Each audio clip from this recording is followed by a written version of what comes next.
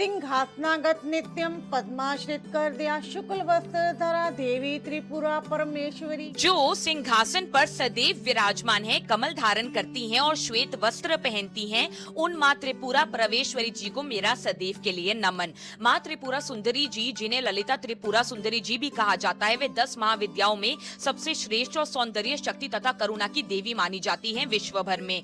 इनकी पूजा प्रेम, धन आदि के लिए नहीं, बल्कि मन की शक्ति, शांति और तंत्र साधना के लिए की जाती है। कथा के अनुसार अगर देखा जाए तो एक समय बंदासुर नाम का अत्यंत शक्तिशाली असुर उत्पन्न हुआ विश्व भर में। उसने कठोर तप कर देवताओं को पराजित कर दिया और तीनों लोकों में मानो आतंक फैला दिया। तब सभी देवता असहाय हो गए। फिर सभी देवताओं ने मिलकर आदि शक्ति का स्मरण करना शुरू कर दिया। उसी वक्त उसी समय दिव्य लाल प्रकाश से एक अलौकिक 16 वर्ष की देवी प्रकट हुई, जो माँ त्रिपुरा सुंदरी जी बनी। इन्हें षोडशी भी कहा जाता है, क्योंकि 16 वर्ष की अवस्था की देवी हैं, जो पुराण, सौंदर्य, ऊर्जा और चेतना की प्रतीक मानी जाती हैं। ये श्री चक्र के सिंहासन पर विराजमान हैं और इनके पास अत्यंत शक्तिशाली शक्तियां भी मौजूद हैं। माँ ने बंदासुर से युद्ध किया और उसका उसी वक्त उसी समय वध कर दिया। फिर तीनों लोगों को पुण्य शक्ति प्रदान करी। माँ त्रिपुरा सुंदरी जी केवल सौंदर्य की देवी नहीं है, बल्कि तंत्र साधना में सबसे उच्च शक्ति प्रदान करने की देवी भी मानी जाती है विश्व भर में। और इनके पास जो दिव्य अस्त्र है, जैसे श्री यंत्र, जो पूरे ब्रह्मांड में मानव में नई चेतना को उजागर करता है।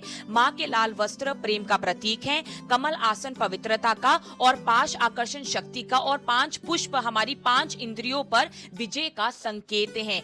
यानी कि माँ हमें सिखाती हैं कि बाहरी दुनिया को जीतने से पहले मन को जीतना जरूरी है, आवश्यक है, क्योंकि जो हमारे अंदर के दुश्मन मन, मोह और इंद्रियों को जीतने के लिए हमें अपने अहंकार का दमन करना बहुत आवश्यक, बहुत जरूरी है। तभी हम संसार में धर्म के मार्ग पर आगे सदैव के लिए बढ़ सकते हैं। अगर हम मानव दृष्टिकोण से देखें तो माँ त्रिपुरा सुंदरी जी की यह कथा केवल एक धार्मिक या फिर पौराणिक वर्णन नहीं है, बल्कि यह भीतर की चेतना और आत्मनियंत्रण का प्रतीकात्मक संदेश भी देती है। बंदासुर जैसे असुर का उल्लेख उन नकारात्मक प्रवृत्तियों का प्रतिनिधित्व करता है जो व्यक्ति और समाज दोनों को असंतुलित कर सकती है, जबकि देवी का प्रकट होना उस आंतरिक शक्ति और विवेक का प्रतीक है जो कठिन परिस्थितियों में भी हमें सदैव सही मार्ग दिखाता है। श्री चक्र, कमल, पाश और अन्य प्रतीक इस बात की ओर संकेत करते हैं कि जीवन में सौंदर्य, शक्ति और करुणा तभी सार्थक हैं जब मन स्थिर और इंद्रियां नियंत्रित हो हमारी। इस दृष्टि से यह कथा व्यक्ति को भारी विजय से अधिक अपने भीतर के अहंकार, मोह और असंतुलन पर